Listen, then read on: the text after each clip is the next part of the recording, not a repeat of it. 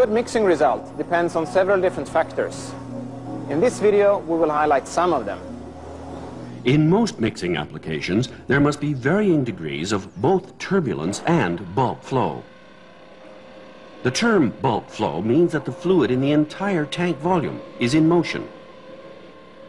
In many mixing applications, there's abundant turbulence in the vicinity of the mixer, but the overall mixing result is controlled by the strength of the bulk flow in the entire tank volume.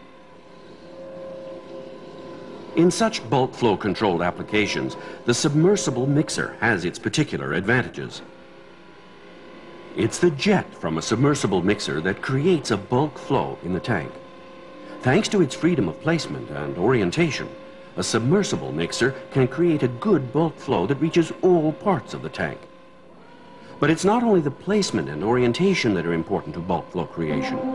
Selecting the right mixer capacity, too, is essential to ensuring the desired bulk flow velocity. We'll look at two major parameters: mixer power consumption, which is the price one has to pay for the final mixing result,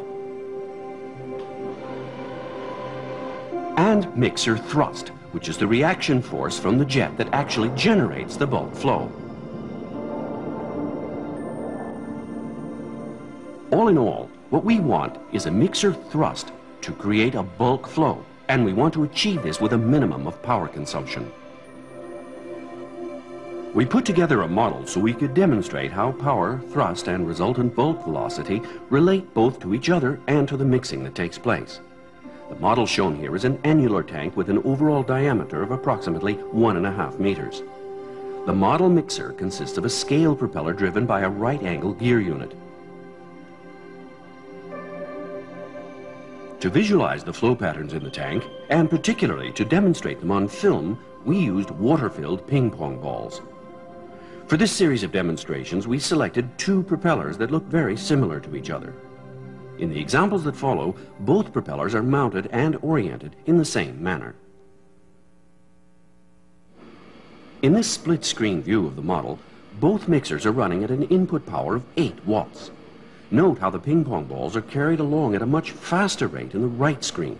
This is despite the fact that both machines are running at the same power input.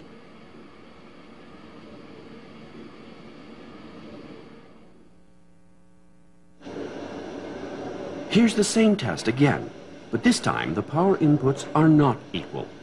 The test has been set up so that both propellers produce the same thrust. And now, as can be seen from the speed of the ping-pong balls in both cases, the bulk velocities are equal.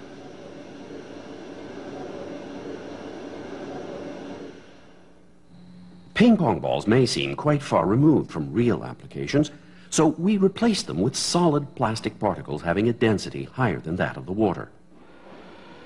Again, it's important to note that power input to the mixer is equal in both of these examples, 8 watts. Note the difference in bulk flow velocity and degree of suspensioning.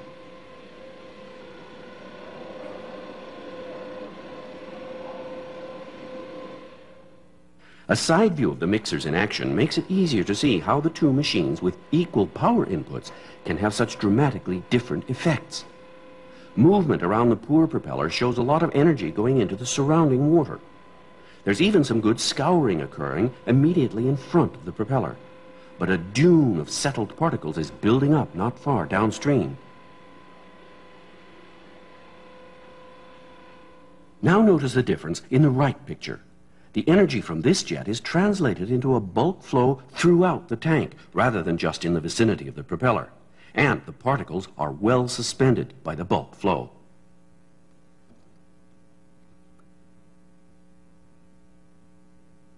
What will happen if we again run the two model mixers at equal thrust instead of equal power?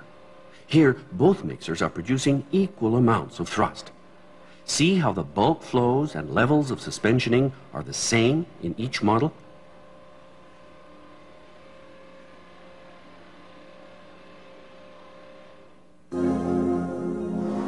You've now seen a few examples of mixing where bulk flow throughout the tank is accomplished by means of the mixer jet. You've also seen that mere power consumption doesn't really say much about mixer capacity. It's the mixer thrust that most directly affect the bulk flow and hence the mixing result.